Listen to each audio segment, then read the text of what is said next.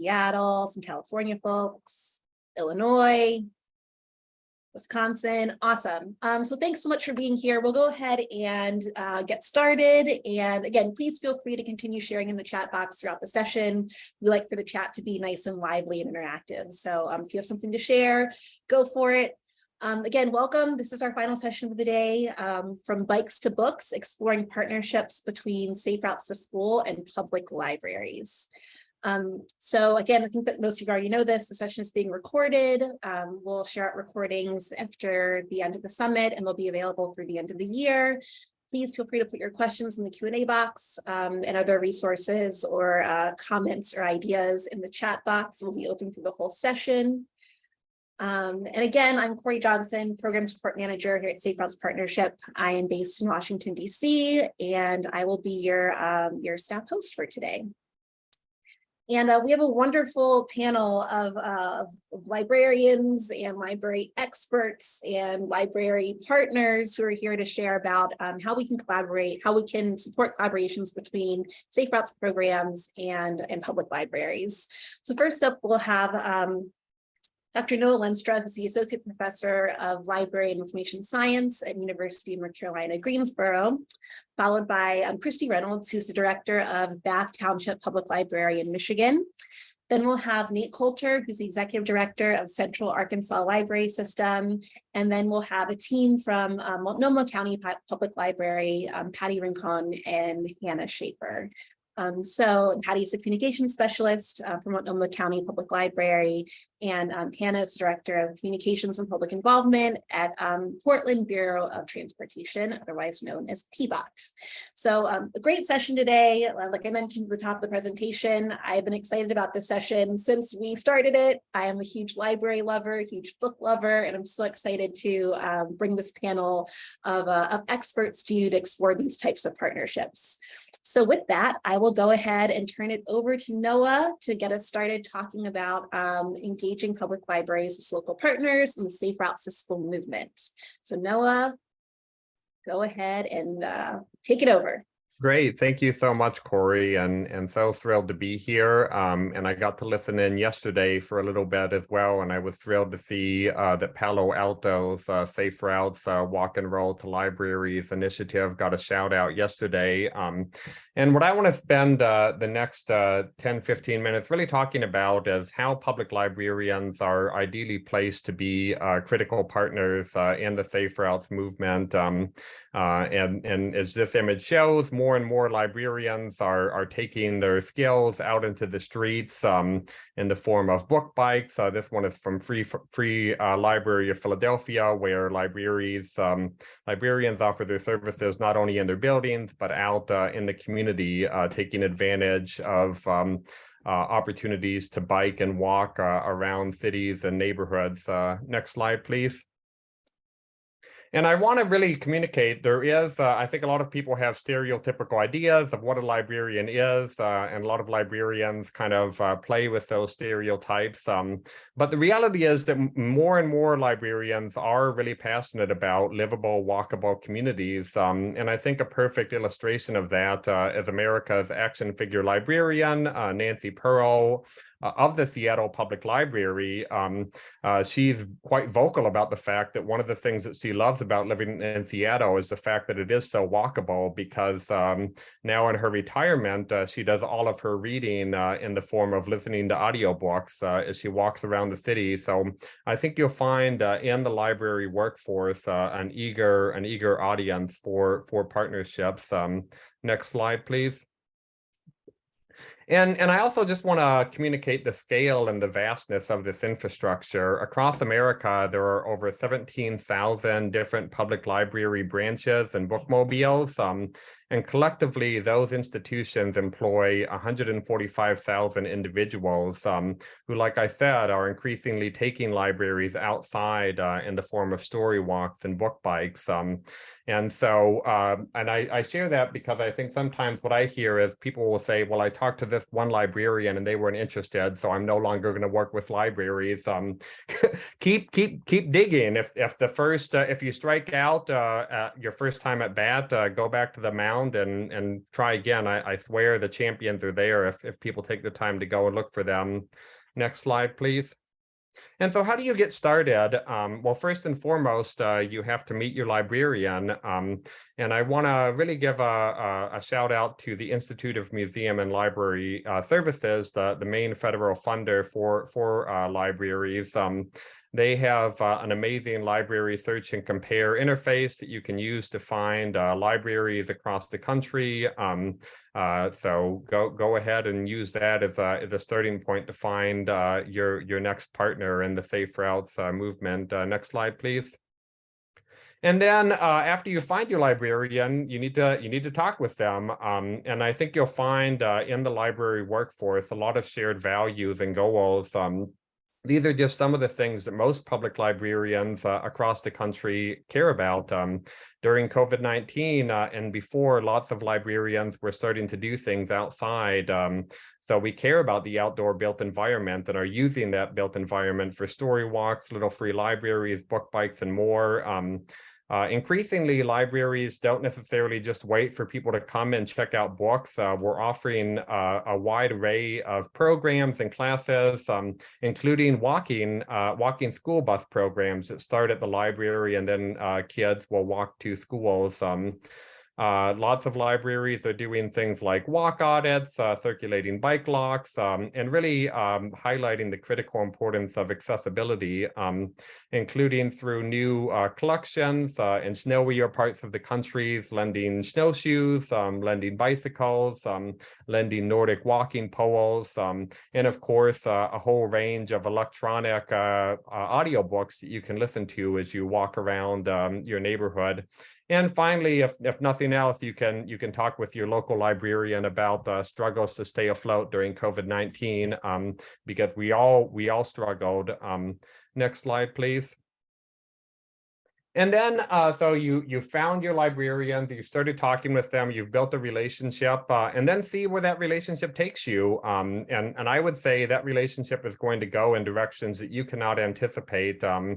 And so in Louisiana, the Louisiana State University Cooperative Extension, through their infrastructure, started collaborating with a number of local libraries, including the East Carroll Parish Library, to have a walk audit, encouraging local residents to help make Lake Providence safer for all road users in the community. Could you do a walk audit with your library? Maybe, maybe not. You're never going to know until you start talking with them. Next slide. And I keep talking about this because I think for a lot of people imagine the library is just kind of this place to go get books. Sometimes, increasingly now, we're also seeing libraries as critical, trusted resources, but it's still very much focused on the space. It's a space that we can use for X, Y, and Z. And I think the cognitive shift that we have to make is to shift from seeing the library as a passive space into librarians as active, trusted partners who we can and should be working with. And I think we have a lot of work to do to bring public librarians into the Safe Routes partnership family, but I'm hoping that through conversations like this one, we will begin to catalyze that conversation. Next slide, please. And just to kind of make my point in meme fashion, libraries are not spaces that just exist. In fact, the most important resource in a library is its workforce. And so be cultivating those conversations with librarians who can help you create safer routes throughout your community. Next slide, please.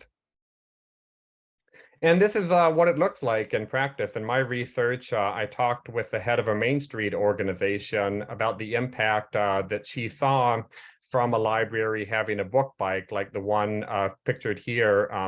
And so the head of a Main Street organization told me when the book bike comes, people are reminded that we have a bike trail system that allows the library to come see us using their bike. Having a librarian ride their book bikes, they're wearing their bicycling gear. It really helps remind the public that everybody can be healthy. And so again, librarians, trusted pillars of communities, when they're involved in the Safe Routes movement, you're only increasing trust and buy-in for the movement. Next slide, please.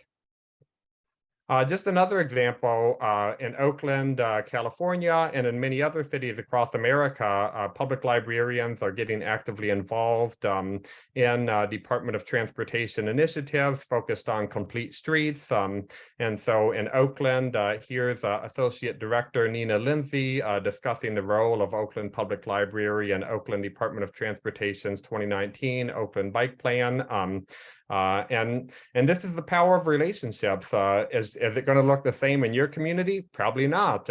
But you don't know where the relationship is going to go until you started it. So that's really my call to action, is to find your librarians, talk with them, work with them, and see where it takes you. Next slide, please. And so, yeah, just I think I'll just go through this quickly just for the sake of time, but I just want to also emphasize that librarians are also really looking for these opportunities for partnerships. Increasingly, most of the work of librarianship really centers around community partnerships. And I just want to show that through a quote from a librarian in Missouri talking about how through their story walk, in addition to the impacts on the people that participated in the story walk, they also have a working partnership with their county parks department. We now know how to work together to get things done. The potential in this new relationship is vast. So how do you tap into the vastness of the potential of a relationship with your local librarian? Next slide, please. Like I said, it all comes down to conversation and relationship building. And so to get you started building that relationship, these are 5 things that most librarians care about currently. We're very interested in what we can do using outdoor spaces, outdoor outreach through story walks, Little Free Libraries, book bikes. We're very interested in partnership-based programs, so programs that we do in partnership with other organizations, such as the Walking School Bus. We're very, very interested in how we can increase accessibility for all, including accessibility of our library branches themselves, hosting walk audits, having bike locks available at the circulation desk in case someone bikes to the library and forgets a lock or doesn't have a lock. We're interested in having circulating non-traditional objects, snowshoes, bikes, much more. And like everyone else, libraries have struggled to stay afloat during the COVID-19 pandemic. So at the very least, you can commiserate around your shared struggles and build common ground from there. So go and have those conversations. Next slide, please. And so just as we get ready to transition to the next speaker, I'd love to hear in the chat, what have your conversations with librarians looked like? What are your thoughts about what we need to do to build up safe routes to libraries as a concerted national movement, locally, regionally, nationally? And where do we go from here? So love thoughts in the chat. Next slide, please. And that's it for me. If you're interested in what I've discussed, you can go to my website, letsmoveinlibraries.org. We have a monthly newsletter with 3,800 subscribers. Follow me, stay in touch, and let's see what we can do together, because the potential is out there. So thanks, and I'll turn it over to the next speaker. Thanks so much, Noah. I really appreciate you kind of giving us that national perspective of what partnerships between Safe Routes programs and libraries can look like. And Noah is a great follow, I must say. He is a wealth of information, so definitely reach out to him if you want to know more. And next up, we have, to go to a more local example, we will switch over speakers, and I'd like to introduce Christy Reynolds from Bath Township in Michigan, and she'll share a bit about how her local library got involved in creating a Safe Routes to School program in her town. So Christy, I will hand it over to you. Okay. Well, I'm Christy from the Bath Township Public Library, and just a little bit about the our area is we're right outside of East Lansing, which is right next to MSU. So we are actually a township that is kind of mixed between small rural and a little bit suburban. However, Bath had a really bad school disaster about 100 years, about 50 kids were killed, and the Bath Township itself has not really recovered from that. So I tell you that because if you look at our township, we don't have a lot of sidewalks. The way to get to the school is really congested, so there's not a lot of safety for kids. And so our township has been looking at the Safe Routes to School grant, which hopefully we will get, and to better increase those walkways and encourage the safe walking or biking to school. They did, next slide, sorry. Why include libraries? And that was a big question that I had, because when some members of the township board became aware of this grant, they saw that there were very few sidewalks, and the sidewalks that were there were crumbling. There wasn't a lot of accessibility there. They decided to create this group, and they asked me, and I thought, why would they ask a library? Because the safe routes for schools, not really libraries. But when I was reflecting on creating this program, I asked them, and this is what they said to me, and I was actually really touched by it. The library is a community hub that is a very proactive in creating, promoting community resources and opportunities, while also having a strong focus on supporting the educational enrichment and basic needs of school-aged youth. And really, honestly, they hit it on the nose, because that's how I want our library to be portrayed. So go ahead to the next slide. And I got to thinking about it. Why are libraries important to be included? How can we help? And we have a lot of connections with the local community, and I'll explain that a little bit more in my future slides. We have lots of programming experiences for people of all ages, and like it was mentioned previously, we tend to go outside of our building. We don't just stay in the library itself. We have lots of marketing and advertising experience. We have a built-in audience, and I'll talk a little bit more about that. And of course, we have grant writing experience, which helps when you're trying to get this grant. Go ahead and move to the next slide. The community hub, to talk a little bit about that. The way Bath is set up, we don't have many spaces that everybody feels welcome to come to, and especially in today's society, that seems to get smaller and smaller. So we try to make everyone feel welcome here. A lot of our Safe Routes to Schools programs or meetings were held here because we were the only place open that was available, and we support the educational needs. And we discussed, how are we going to create programming that will help people learn how to walk safely in the school areas, because we are in a small rural area. Sometimes you only get 1 or 2 cars going by an hour at a time, but then there's other times where there's a lot and they speed by. So how do you know when it's safe and when it's not safe to walk to school? So we would be creating programs with our story time. We've also talked about creating the story walk and the walking bus, and working with a volunteer coordinator to help train adults to do that. That would create books, and we could read stories to them. We've talked about meeting with the police department and creating rodeos for education. And we are an intersection between literacy and community. And you see so many programs going on at libraries where they're talking about getting together and creating walking groups, discussing books while they're walking. Go ahead to the next slide. Programming ideas. I know I talked a little bit about that. I must admit that programming is really a fun part of being a librarian. Partnering with the school and the library staff and the volunteer coordinator, that is a big portion of it, because if we don't have volunteers to help run these programs, that makes it really tough for us to actually run them.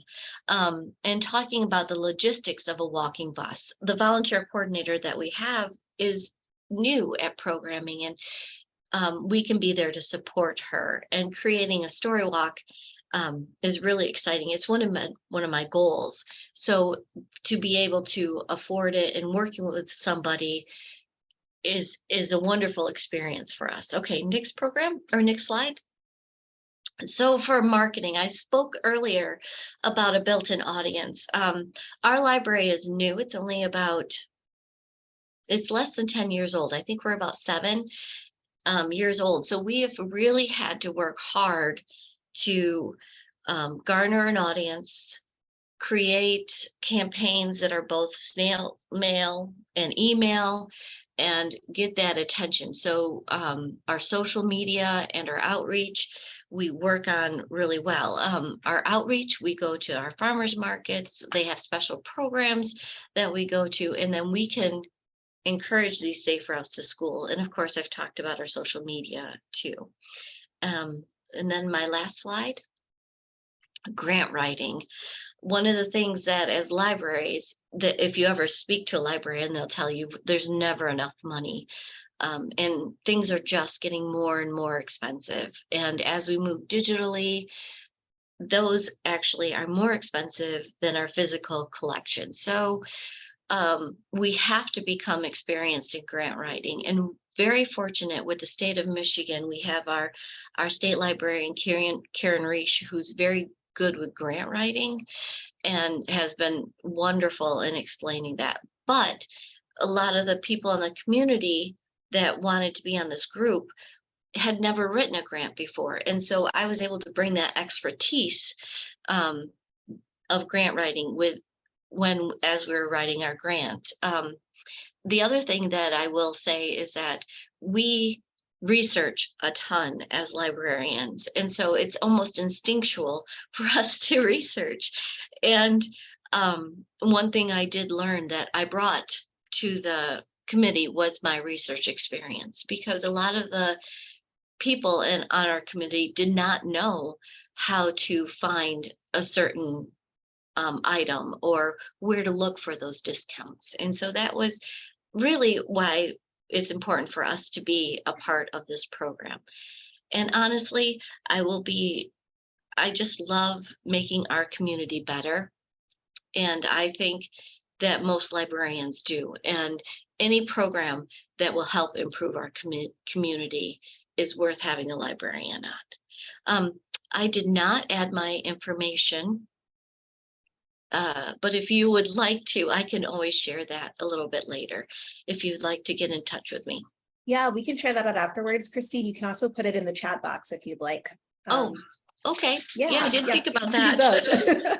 Yeah, thank you so much for giving that really local example of how you were able to participate in a Safe Routes program. And we're always looking for examples from smaller communities, rural communities. So really appreciate you bringing that perspective as well. So thank you. You're welcome. Thank you. We're still in the midst of it, and it's just really exciting to be a part of it. So yeah, you have to keep us updated. We want to know how the journey, how it continues. Okay. Thanks, Christy. Yeah.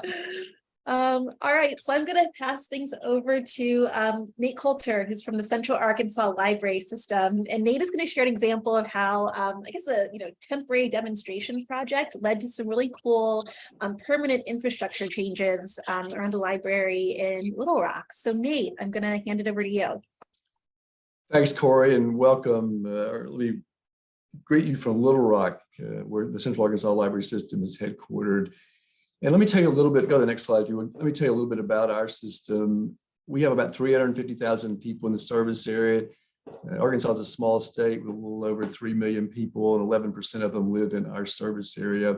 We have 15 branches spread around 6 cities and 2 counties. The bulk of the population, of course, in Little Rock, which is the state capital of Arkansas.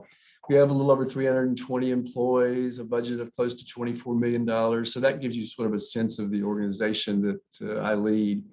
About 92% of our money comes from local property taxes. I know in other states, maybe Christie's state, Michigan is one of them, where the state contributes substantially more funding to libraries than here, but we only get about 2% of our funding from the state, and it's been stagnant for years. The demographics of Little Rock were quite diverse. A little over 50% of the population is white. 35 to 40% is African American, and the remainder are Latino, and others. So it's a very diverse community. And one of the things that we did, go to the next slide, we engaged somebody to help us in 2019 with a strategic plan. The library had not had one done since sometime in the 80s, I think, long before I got here. I've been here 7 years. And we engaged somebody to help us work on this. And we came up with this mission statement, which I put up there in part because I think a lot of the organizations that we work with and that you represent in this webinar have similar missions. And you can see there that we're trying to help people get to where they want to be, whatever their potential is, whatever they're inspired by, whatever they want to learn, whatever their cultural expression might be. We want to facilitate that. And go to the next slide. One of the things that we did was we decided in that strategic planning process that the library could help eliminate barriers. There would be barriers all across our community to achieving that potential. And we wanted to figure out what things we can do to eliminate those barriers or lessen those barriers with partners. One of the common barriers, as everybody knows, is transportation or just getting access to our resources, either online. Sometimes that's a barrier if you don't have digital technology, you don't have devices, or just physically getting to the libraries. We were fortunate enough through a partnership with the Central Arkansas Transit Authority called Rock Region Metro to get a grant that we used to buy bus passes to get kids to summer reading and to feeding programs in 2019. And through that relationship, we got the grant from NRPA and turned around a little bit later and said, there's some other things we might do with other grants. And one of them that was appealing to us was safe routes to parks. You see some of the things that we've done. There's some others that are not on the slide, but we're generally looking for ways to help people. We have a feeding nutrition program. We served over 186,000 meals since Be Mighty, that's what we call it, has started, mostly to students after school snacks. We have a math tutoring program that we partnered with schools to do, all grades, essentially, volunteer tutors.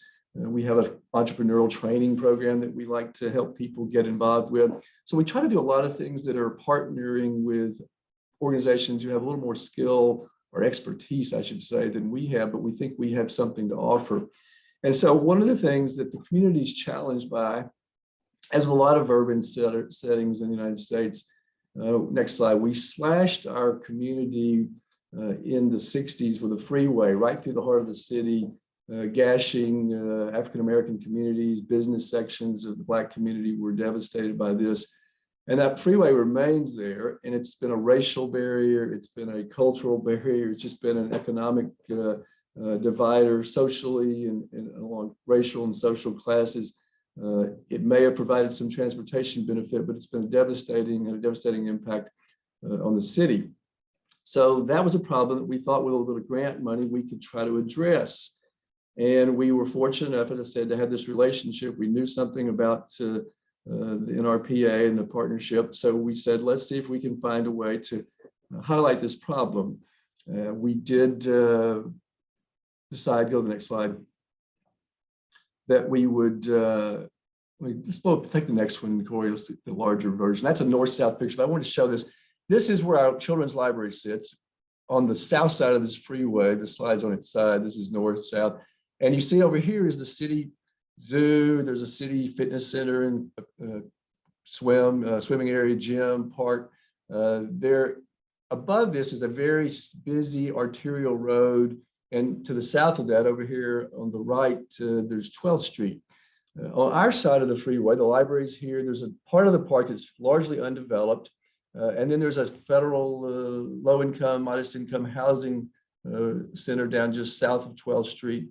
And we looked at this problem and said there are a lot of opportunities north of the freeway that children south of the freeway are not getting to. The zoo, for one, the park, the aquatic center, the Jim Daly Fitness Center, and there are kids north of the freeway who can't get to the children's library. But in any event, this street in front of the library, Jonesboro Drive, was very haphazardly laid out. We thought there are no sidewalks, traffic speeds along there.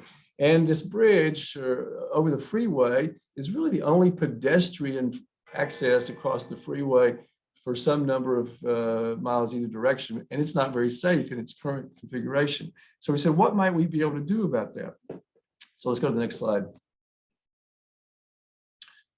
We had the grant, and we decided, let's do a pop-up road diet. And we're doing all this in the pandemic, and we decided this after having a bunch of surveys that we put online. We had some virtual meetings with community interested parties, stakeholders, and we decided that if we could do a demonstration project to slow the traffic down and make pedestrian and biking paths along Jonesboro, it would give us some sort of evidence to proceed with trying to get people interested in developing some permanent solution to that. Let's go to the next slide.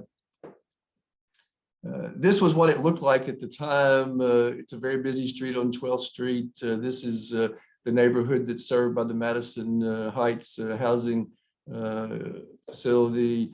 The library is above this slide, but there's just not any real convenient place for kids to cross. And then once they got into the park, it wasn't terribly friendly either because Jonesboro Drive was unsafe. Go to the next slide. These are some pictures. This is what it looked like. There was just no sidewalk and a lot of poor sight lines, traffic coming over the top of a hill. There'd be all sorts of dangers to people on that. Next slide. So we surveyed people in the community. We had our community liaisons. We have librarians who go into the community, particularly the Latinx community, African-American community, and try to get minority participation in this survey. We did all sorts of things to explore what we thought people wanted, and what we concluded was they wanted sidewalks, crosswalks, bike lanes, and safer access, safer paths away from the traffic. So go to the next slide. This was all going on, as I indicated, in 2020. The road diet was in the fall of 2020. And go to the next slide, please. This is where we had volunteers. This is what we did. We dressed it up to make it attractive to people. We had it out there for about a month in 2020. We had partnerships, of course, as Noah has talked about. That's vitally important for the library. We can do some things. We're very good with literacy. We're very good at a lot of things that are related to literacy, particularly children's literacy, but we don't have a lot of bandwidth for more complicated things. We partnered with the Little Rock City Recreation, Parks and Rec. We partnered with the Little Rock City Street Department. We partnered with other local entities that were interested in this project. Next slide. And we finished with the road diet, and we had a little bit of money left over from the grant. And I had a meeting with the city manager. I was essentially going to see the city manager to say, look, we've got this idea. We've done this road diet. Can you help us get farther along this path? And he had the great idea to take a little bit of the money that we had left over from the grant and engage a local architecture firm. We had had an architect about 10 years earlier engaged in drawing up some improvements to the street. Next slide. There's the road diet. Next slide. And the architects had come up with some renderings that made it a lot safer to see crossing 12th Street. Go to the next slide. They would make the bike paths along 12th Street a little bit farther from the traffic there. Next slide. And this is essentially what the architects came up with. You see the yellow line is a pedestrian and bike friendly path that would run along Jonesboro across the freeway. And that would enable people north of the library, north of the freeway to get to the library. It would enable kids in this neighborhood south of the library to get across to the zoo and the park and the fitness center. Next slide. We wound up with this plan after the city manager suggested we get our architects, private architects in the city who'd worked with us before, and took this to the federal planning agency. Metro Plan is what it's called. And under a lot of you probably know you're involved in transportation. To spend federal money, you need an infrastructure oversight, and the Metro Plan planning agency does that. They decided to give the city of Little Rock $750,000 to execute this plan that we had helped get started with a little bit of grant money left over from NRPA to draw these plans. And now that's underway. Go to the next slide. That's what we'll have eventually. There's a path for pedestrians and bikes. Next slide. And so the learning things, the best practices, in addition to what Noah said about partnering, looking for partners, we had no expectation when I went to the city manager's office that it would become this catalyst for $750,000 in federal money. The city's putting up a couple $100,000. The engineering is going on now. They've done surveys, topographical surveys, boundary surveys. They're working on design plans. And the upshot is that without that little bit of money from the library and having these partners in the city, none of this would be happening. And it was not something that we thought about, or we had a lot of long-awaited plans. As Noah says, you oftentimes just can't predict where these things are going. We divided up the labor. We're good at administering things. We had staff who could set up these meetings in the community, conduct the surveys. We had staff who could offer the materials in English and Spanish. We used our neighborhood resource officers, as I indicated, and we worked with a lot of different city people to get them to tell us what ways to do the road diet, what ways, get barrels to make it safe. And so utilizing all these other partners' strengths, we had credibility in this space because we had done something similar. And I guess next slide. That's my info. And let me just offer a couple of other sort of wrap up points. I think the Jonesboro Drive Children's Trail is what this is going to be called.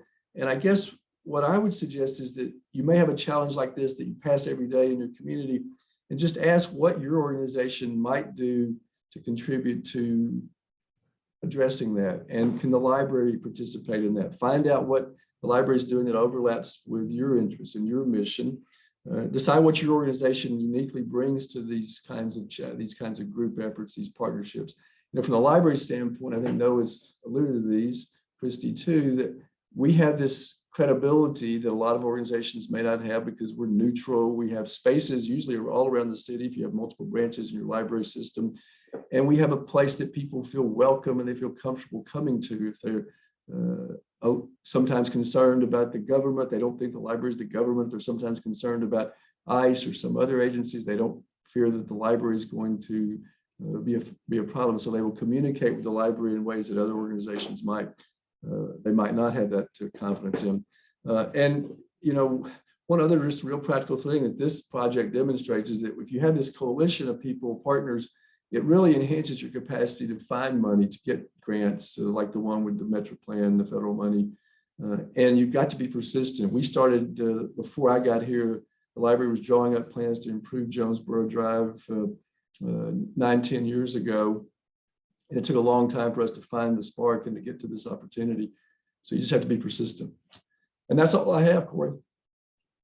Thanks so much, Nate. I really appreciate you sharing that success story and how, like you said, a little bit can go a long way in the power of coalition building and everybody kind of bringing their unique resources and expertise to the table. This is what can happen when you do that. So thanks so much for sharing your experience.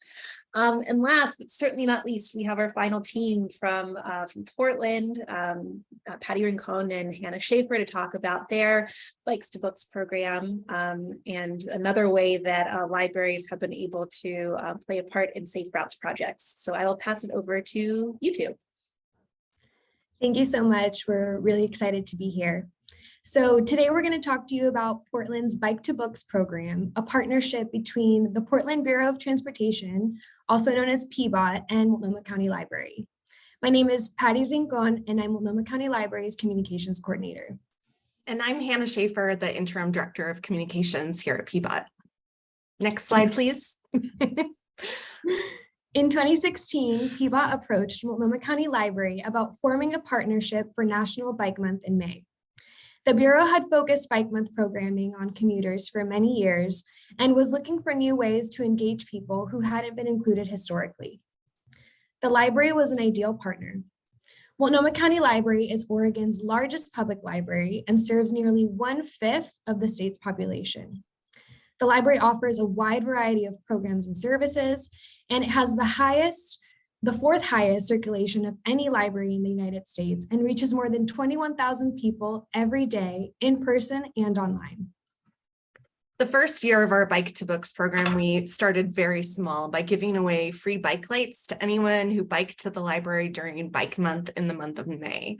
And during that time, we also highlighted great books that were about bikes at the library and using our social media channels. But we wanted to have a fun way to increase engagement with youth beyond giving them a prize, and a way for them to feel more like they had a place in biking in our streets and in our city. So in 2017, we developed our Bike to Books design contest.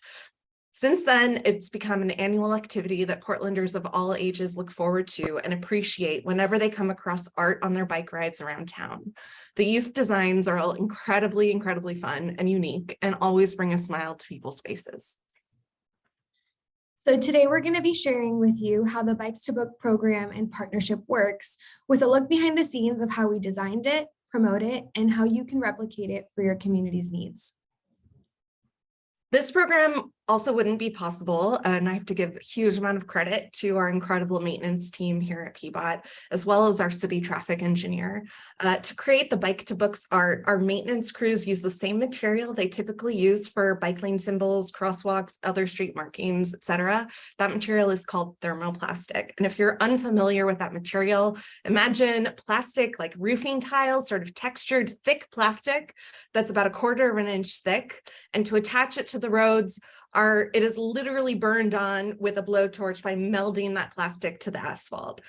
For years, the members of our maintenance division would actually save scraps from their thermoplastic work around the city and cut them up into little designs that they would install on our bike lanes, and turn them into whimsical touches for people as they were biking around the city. That was already incredibly popular and part of our bike culture, but we wanted to give it a chance for kids to have a voice in our bike culture and in our bike lanes as part of the city. So we invited them to start submitting these designs for us.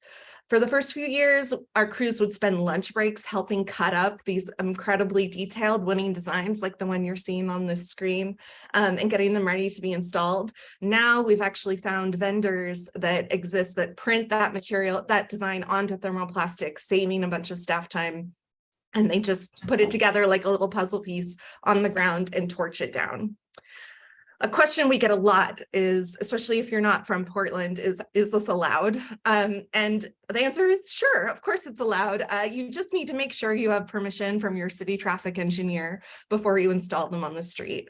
At PBOT, we work a lot with the Federal Highway Administration on design exceptions, and we do a lot of experimenting to advance new roadway designs, particularly for pedestrians and people biking. So doing something outside the norm is actually really normal for us here in Portland, which if you've heard of Portland is a kind of a weird city, this kind of falls in line.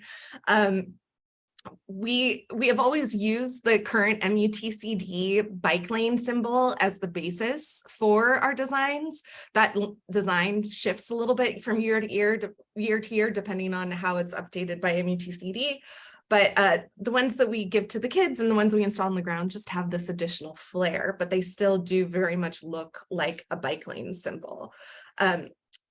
In later years, and you'll see this in some of the upcoming slides, we actually switched from using a bike person, which is what we use in our typical bike lanes, to what we call our Shero design, which is just a bike lane symbol. That allows for additional creativity for our artists and doesn't limit them to people-based designs.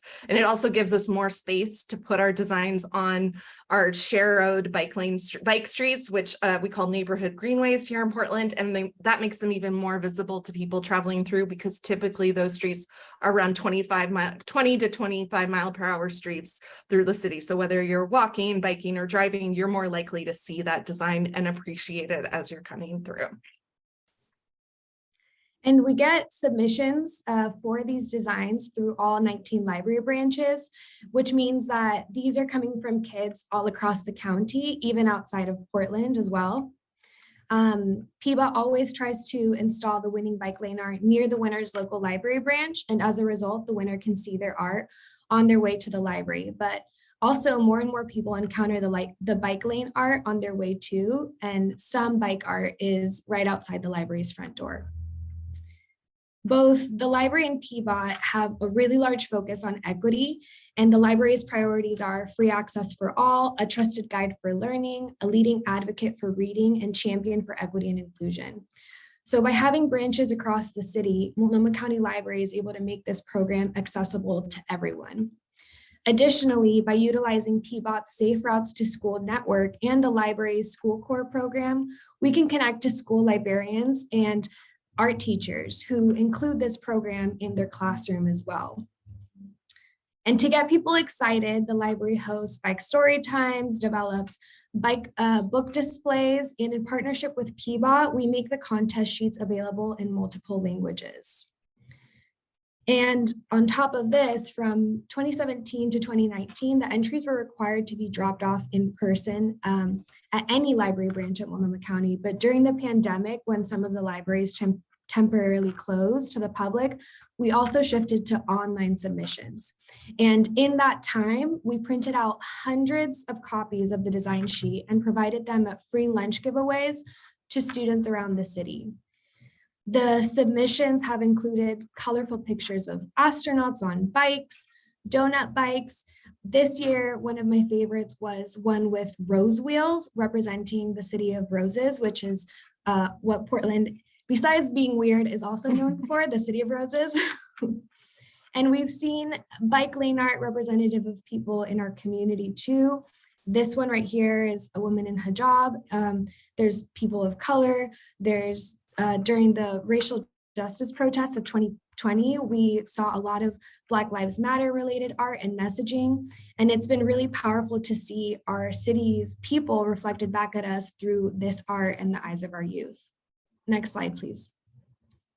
So the key to this program's success really lies in the communication strategy, which is why you're talking to two communicators here today.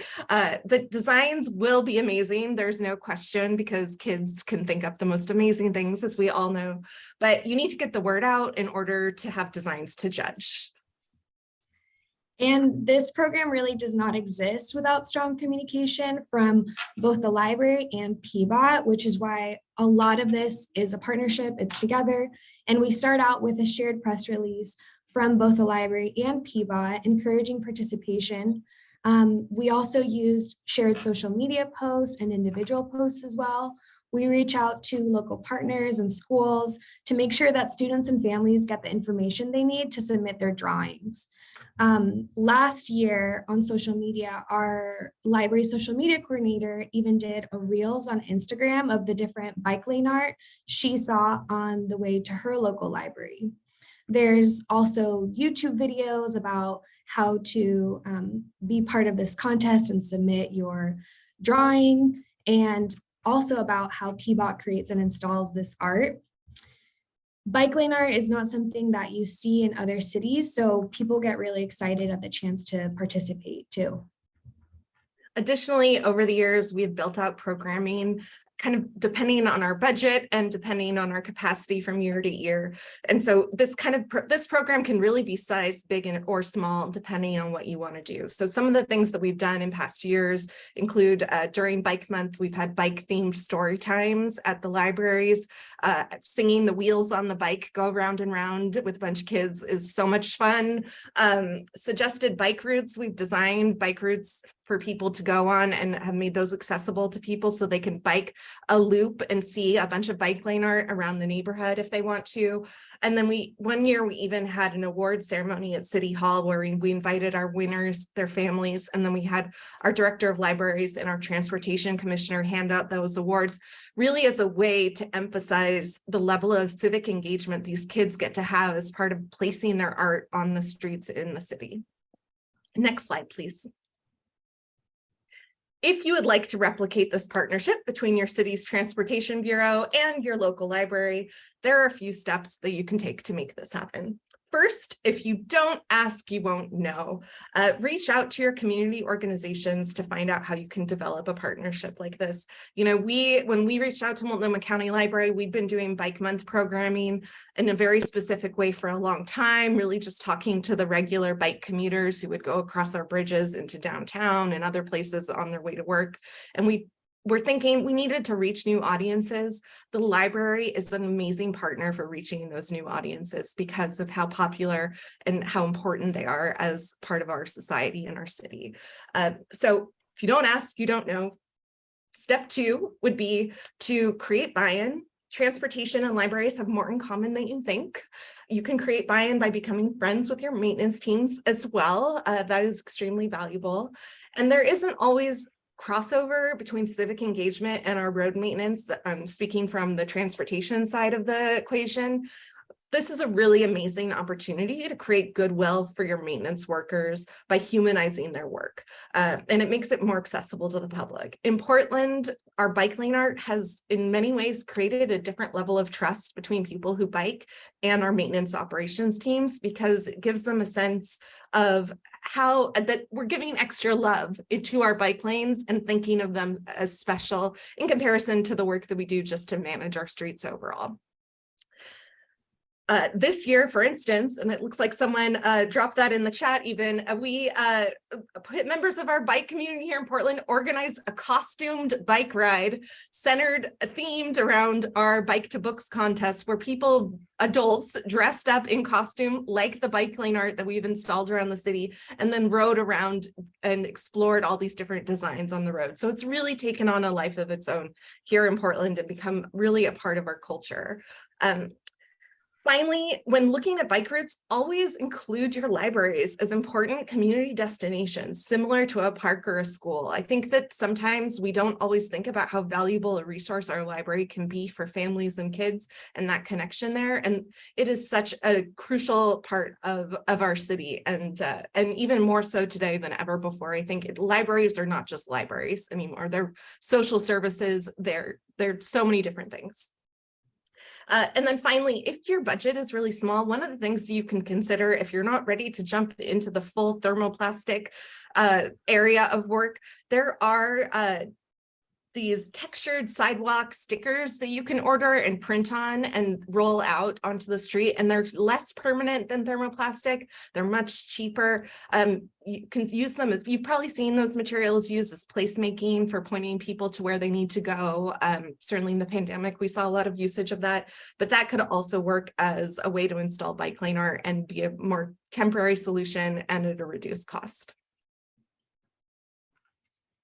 Once this partnership was developed, we worked with PBOT to make sure we had bike parking at every library location and that there were good bike routes people could take. And then once people were in the library, we offered them bike and walk maps.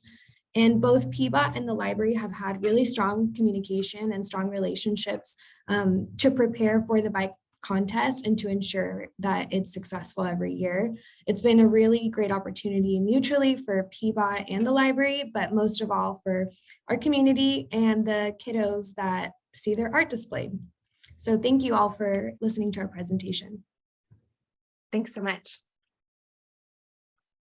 Thanks, Patty and Hannah. Really appreciate your presentation as well.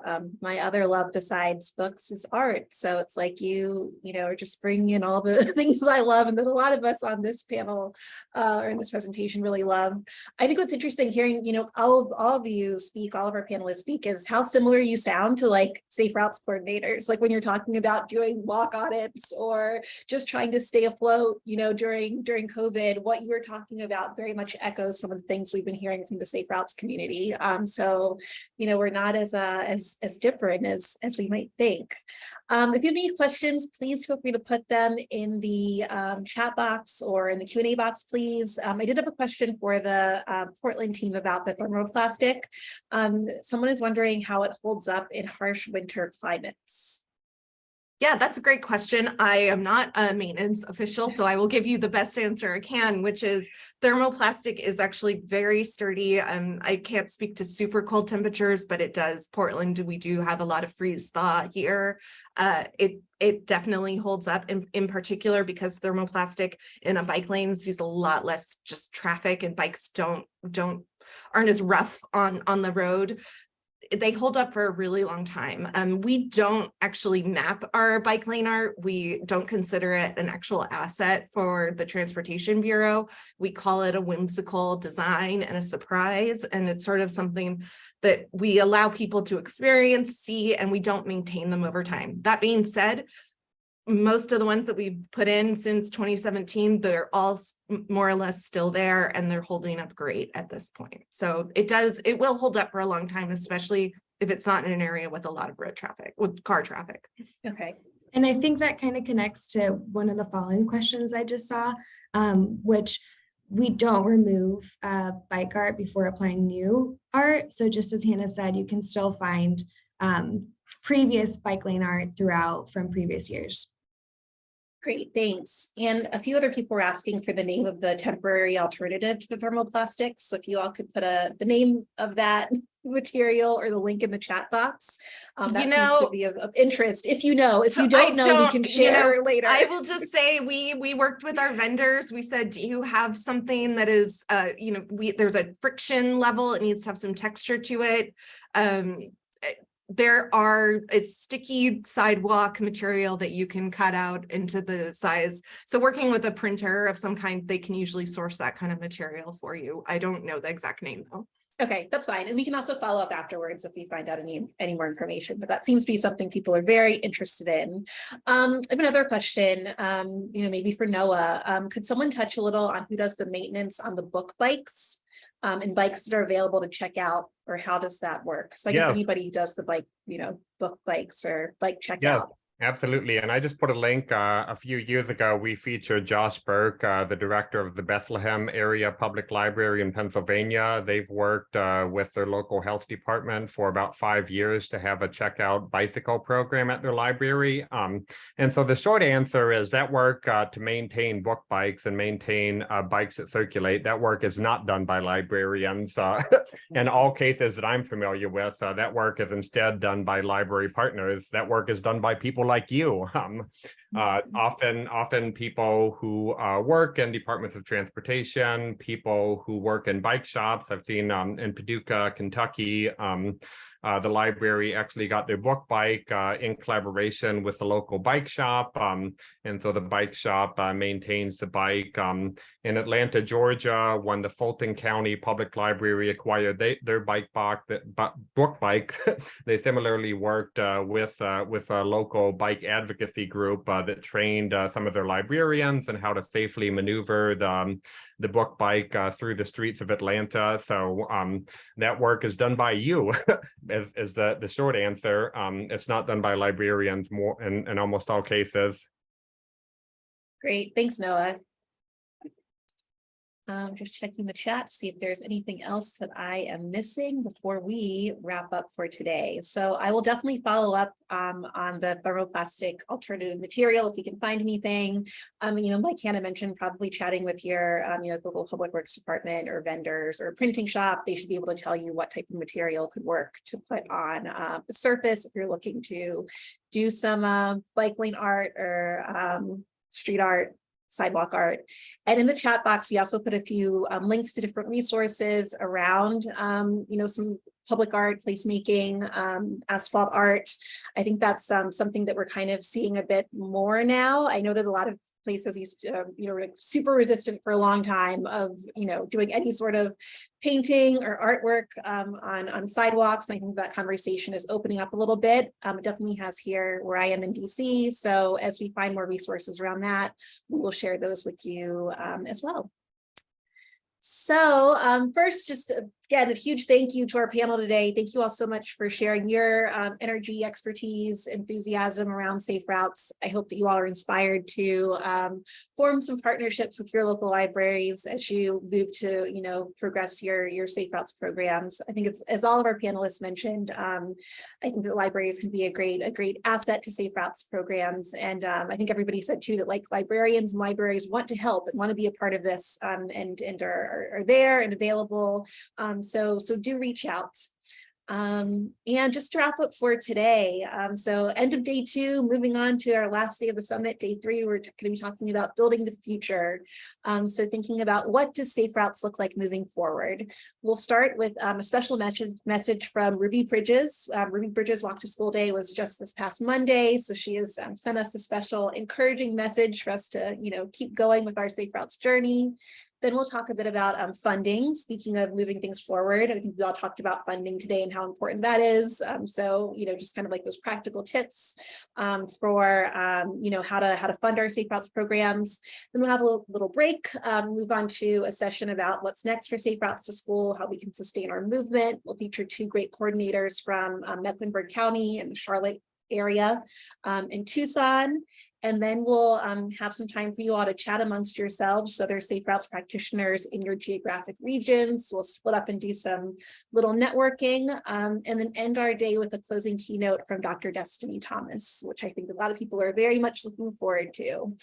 So that is our day for tomorrow. We're really looking forward to it. And like I mentioned in our closing yesterday, we do have a survey that is open that we'd love for you all to participate in. We're asking for your feedback on what types of research and topic areas you would like to see to help advance your work in Safe Routes. So this will be used to update our online research library. So the library, topic continues. So if you're interested in filling out that survey, we will drop the link in the chat box. You'll also be eligible or entered into a $25 a raffle to win a $25 digital gift cards, a little extra incentive to fill it out. We're offering that as well. So we'll put that in the chat box. And if there is nothing else for today, then we will go ahead and close out here. Again, thank you all so much for being here. Have a great one. And we will start tomorrow at noon Eastern. So thanks so much, everybody. Have a good rest of your day. Bye. Thank you, Corey. Thanks, everyone. Thanks. Bye. Bye.